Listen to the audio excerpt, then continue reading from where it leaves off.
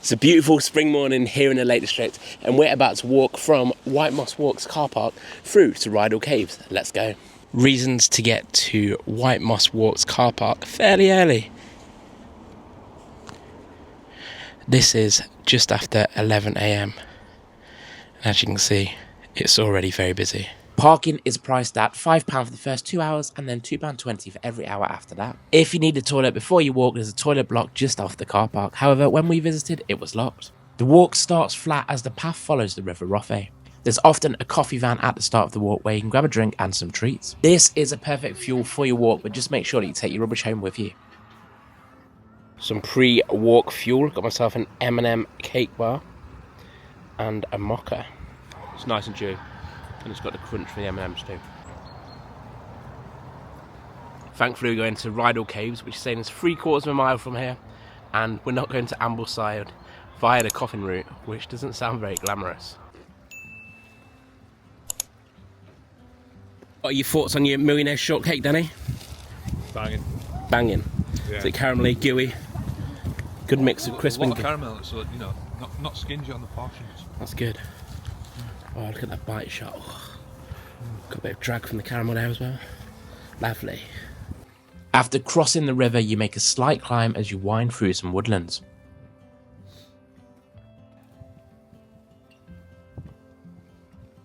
Here's good little egg, putting his coffee cup in his bag. Keep the Lake District clean. Leave no trace. Leave no trace. Only footsteps. Take only pictures, leave only footsteps. Oh. Beautiful. So the last time that I came to Rydal Caves was probably about 2 years ago now.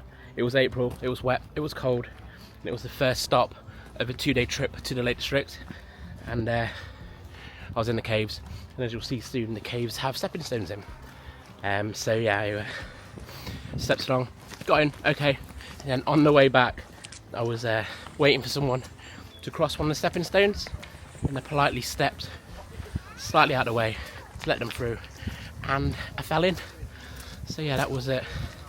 Probably about 11 o'clock in the morning on the first day of a full trip to the lakes. My boots were wet, so were my trousers, and I just bought my new camera. Thankfully, I managed to keep it upright, so that was good. But yeah, hopefully we won't be falling in today. The path curves off to the left with a slight climb and follows the banks of Rydal Water. As you can see from these clips, the path is pretty well defined and is quite gentle underfoot.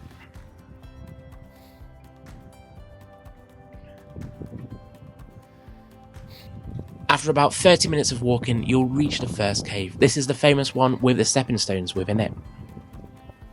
This clip was taken about 11:30 on a Sunday morning, and you can see it was already busy.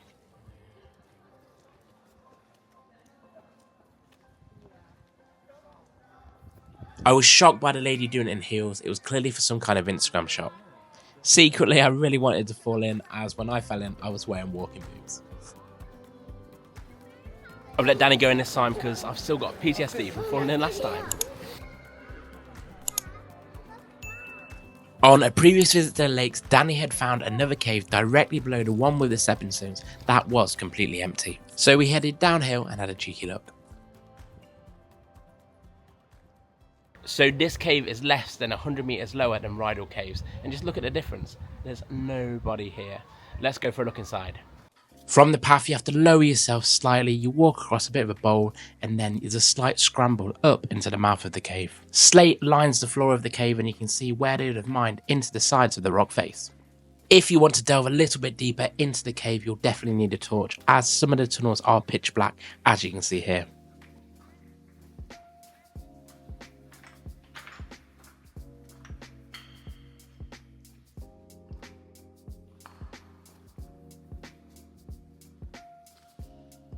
One thing in this cave is this eerie eye on the wall. I'm not sure why it's been painted there.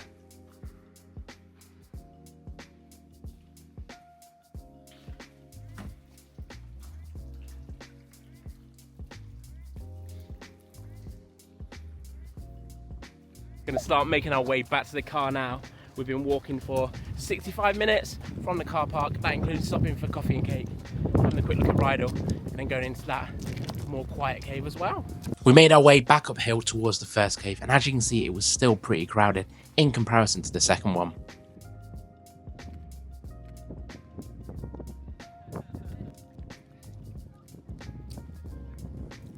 We followed the same path back towards the car, and the views were impressive. However, they'd be much better if it was a nice sunny day.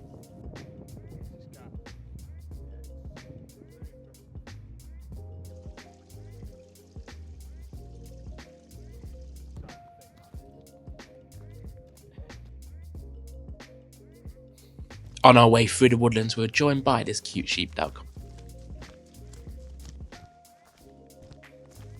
Hi-ho! Hi-ho, hi-ho, it's up to work we go.